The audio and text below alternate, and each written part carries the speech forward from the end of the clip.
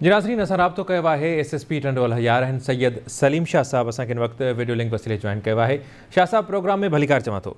शाह साहब, नींगर नरेश कुमार भील जो जेको ही वाक़ियो आहे ही 1.5 महीनो पहिरियां पेश आयो ऐं अवां 70 माण्हुनि जी DNA कराई ऐं साइंसी बुनियादनि ते जांच कई आहे। हिकु जवाबदार खे जेको तव्हां मूजिबि मुख्य जवाबदार आहे उनखे बि गिरफ़्तार कयो वियो आहे। उन निशानदेही कई आहे त मासूम नींगर सां हुननि इज्तिमाही बदफ़ैली कई आहे।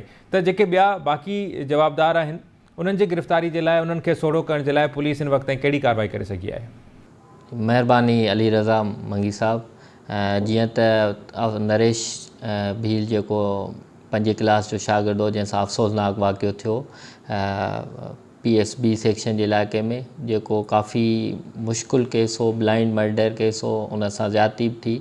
उन ते डिस्ट्रिक्ट पुलिस टंडोल हयार जेको काफ़ी महिनत कई, GIT टीम तश्कील ॾिनी, DSP CIA, DSP city, SHO B incharge CIA उन्हनि ते कमु कयो। असां 70 जे क़रीब जेके मशकूक जेके माण्हू हुआ जेके उन ॿनियुनि में कमु कंदा हुआ, चौकीदार वग़ैरह, उन्हनि जा DNA सैंपल्स वरिता। उन खां अलावा ह्यूमन इंटेलिजेंस जे ज़रिए डिफरेंट माण्हुनि खां, सिविल में पुलिस वारा ऐं तफ़्तीशी टीम उते इंटरव्यूज़ कया। उन खां पोइ असांखे कामयाबी थी, जंहिंमें फरहान वलद रमज़ान जावरी जेको आहे उहो असां अरेस्ट कयो आहे। ऐं मज़ीद जेके इन में 4 अक्यूज़ड आहिनि उन्हनि जे लाइ रेड्स जारी आहिनि। इंशाल्लाह 24 खां 48 कलाकनि जे अंदरि असां ॿियनि मुल्ज़िमनि ताईं पहुची वेंदासीं ऐं जेको आहे सो इन खे केस खे सुठे नमूने सां परसू कंदासीं त जीअं हिन जी कन्विक्शन थिए।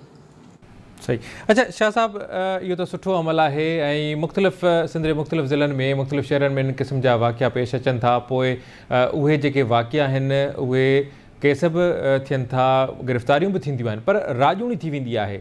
जेको मुतासिर धुर हुजे थी, मुतासिर कुटुंब हुजे थो, उन्हनि ते दबाव हूंदो आहे राजूणी जो। पोइ जेके मासूम नींगरियूं उहे अजल जो शिकार बणिजी वञनि था, क़त्ल थी वञनि था, पोइ उन्हनि जे खून सां इंसाफ़ नथो थिए। त छा नींगर नरेश कुमार जे खून सां बि ईअं थींदो या नींगर जे खून सां इंसाफ़ थींदो? जी बिल्कुलु, जेको आहे सो डिस्ट्रिक्ट पुलिस ऐं असांजी इहा ज़िम्मेदारी आहे त केस खे मज़बूत कयूं। मुख़्तलिफ़ सैंपल्स जेके DNA मैचिंग जो अमल मुकमल थिए, उन खां पोइ सर्कमस्टेंशियल एविडेंस आहिनि उन्हनि खे कलेक्ट कयूं, केस खे मज़बूत बनायूं।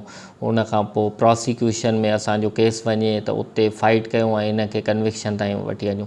त असांजी बिल्कुलु इहा ई कोशिशि हूंदी आख़िर ताईं त जेको आहे हिन केसनि खे मज़बूत खणूं ऐं जेके क्रिमिनल्स आहिनि जेके ही नंढनि ॿारनि जी जानियुनि सां खेॾनि था, उन्हनि खे तकलीफ़ जेको अमल आहे वालदेन जे लाइ, त उन्हनि मां हिकु अहिड़ो मिसाल क़ाइमु कयूं असां सोसाइटी में त उन्हनि खे जीअं सज़ायाबी अचे ऐं हिकु मुआशिरे में डिटरेंस क़ाइमु थिए।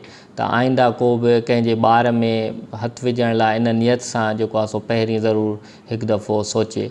ऐं इंशाल्लाह आईंदा असां जेको आहे सो हिन ते सेमिनार्स कंडक्ट कंदासीं डिफरेंट सिविल सोसाइटी जी मदद सां, ताकी माण्हुनि में अवेयरनेस अचे, सिविल सोसाइटी ऐं वालदेन पंहिंजे ॿारनि जी तरबियत सुठे नमूने सां कनि।